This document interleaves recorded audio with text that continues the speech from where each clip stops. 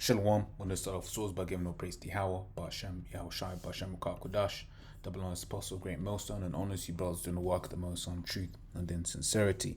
Yahweh's real name, of whom the world aidingly calls God, Jehovah or Yahweh. His real name is Yahweh. The son's true name is Yahushai. And when we pray Yahweh, Bashem, Yahushai, Hermaning then Sham, meaning names, Yahweh, in the name of Yahushai.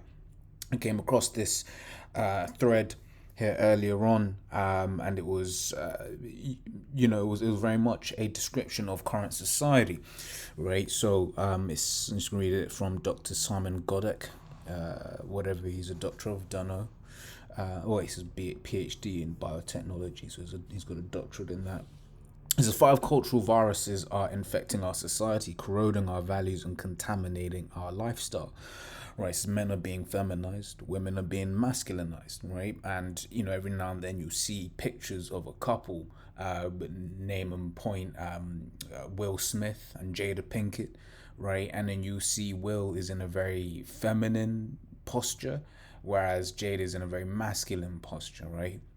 And that's basically something that is being pushed up upon the world, right, by this devil Lee, right? It says children are being sexualized at an alarming rate, and hey, we don't even need to talk about that. That's all over the news, right? Adults are being infantilized by design. So, for instance, this idea, this is very common in these broads, right? And the way that they you see the way that they carry themselves, where they have no repercussion for their actions. That's very much something that is you see that with children, okay? Whereas an adult is supposed to be responsible for their actions, right? And it says, and worst of all, everyone is being systematically dumbed down, okay? And yeah, that is by design to the end where people can't even what's the word, like critically analyze things that they see. The whole CV and all the whole conversation around the CV is a perfect CV, which quote from 2019 is an example of this, right? So I'm not gonna, I didn't read basically the rest of it because I kind of wanted to just focus on these 5 points there, right? Because those 5 points are actually it's basically what has been happening to the United States and by extension the rest of the world, because we understand that the United States gives wine to these other nations, right? This and there is a punishment for that, right? This is Habakkuk 2 and 15. Woe unto him that giveth his neighbor drink, that putteth thy bottle to him and makes him drunken also, that they may look on their nakedness, right? So where I wanted to actually start with this was actually in Obadiah, right? Because, let's read it. So Obadiah 1 and 4 says, though thou exalt thyself as the eagle, and though thy Salaki, let me try that again. I'm saying, though thou exalt thyself as the eagle, and though thou set thy nest among the stars, thence will I bring thee down, saith Yahweh. Now, when did this happen? This happened around about 1969, so this is referring to that 1970s period, right? And from around that season, right, a whole load of things were happening, right, that were the moral and actually economic decline of this devil, right? And importantly, spiritually, it was the resurgence, right? The beginning of the major resurgence of major may not be the right word, but it was the beginning of this truth coming up more and more and more. Okay. Elder Arbar Bivens, as the apostle spoken about before, was out on the scene before the 70s, right? But the 70s is when this truth started getting momentum. So I'm going to start and kind of span two decades here, right? Like I said, there were certain things that happened in around about 1960s and 64ish, and then also things that happened in the 70s, right, onwards. That once again that touch on this moral decline that basically leads us to this end point here, right? So this is from pbs.org, right? And there's quite a lot in there, so I kind of just read, looked down what's the word I'm looking for, to jump on it, right? It says 1960. I actually didn't know this was in the 60s, right? But it says the pill is born. It says here is the first drug developed for social, right, rather than medicinal purposes at first. The pill. So once again, this was actually designed specifically, almost for the lulz, to put it like that, right? It says at first the pill is only available to married women, right? But American culture rapidly adopts a new contraceptive choice, right? By 1965, over 5 million American women are on the pill, right? Even though many states still have laws prohibiting prescription for unmarried women and minors, the pill does not cause the sexual revolution, but certainly enables it, right? So this is a very important thing, right? And one I was expecting to see around about the 1964 thing season was, as far as I'm aware, that's the beginning of the sexual revolution. In fact, let me just look at that in another tab. 1964. I'm just trying to see. It really just says, "Oh, okay." So let me open this one. This is PBS again, and then bring it to this tab here.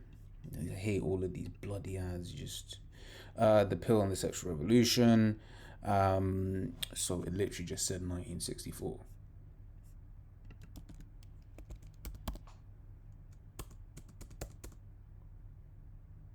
Well, I mean that's Google.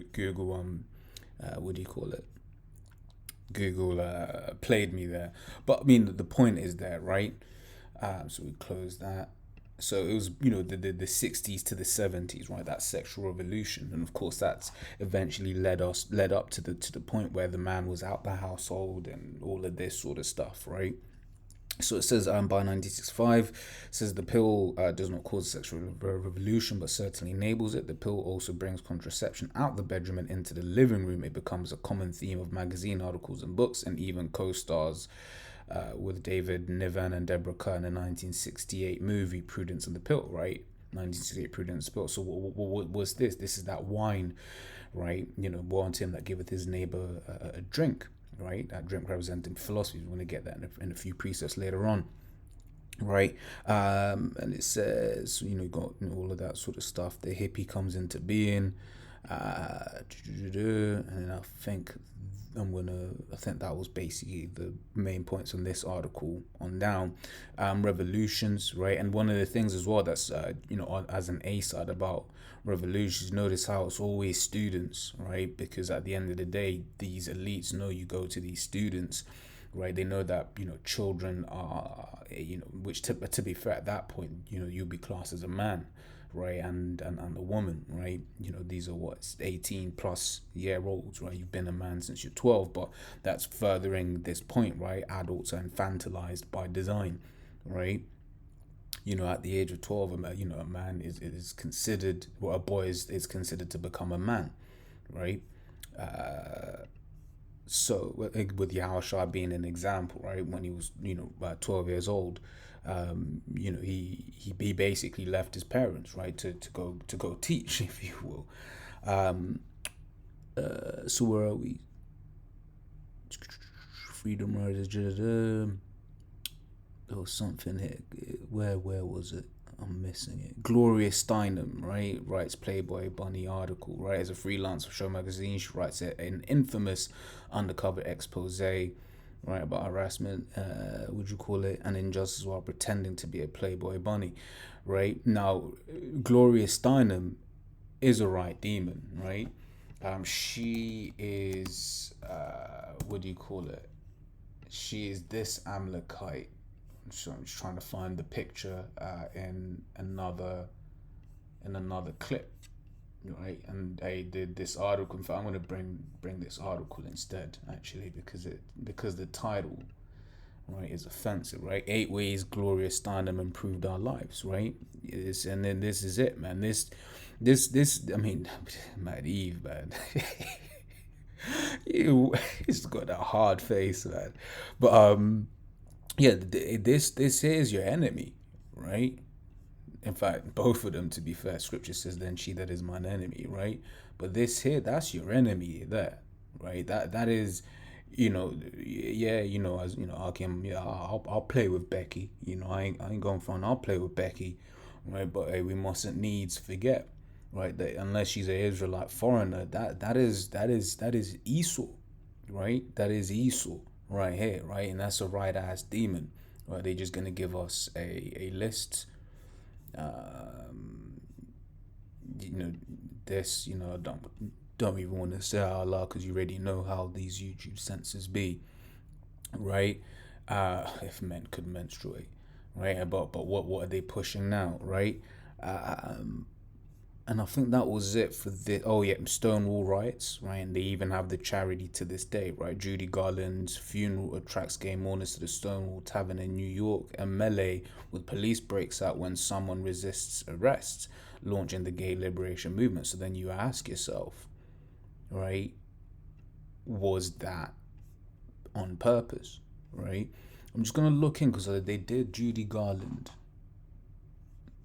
Interesting. So this was an actress, right? They highlight that she did, that she did die up there, right? So let me just get the other one in the 70s now. As the 60s drew to a close and the world had just seen the first man, take his steps on the moon, apparently, right? This is the end of the swinging 60s, the Vietnam War, right? And as the apostles have spoken about recently in a few videos, right? And when these vets came back, right? They came back all drugged up, man. They came, rather, I forgot whether they said they came back all drugged up, or when they came back, there was a lot of, that's when you started seeing drugs, on the streets of the States, man.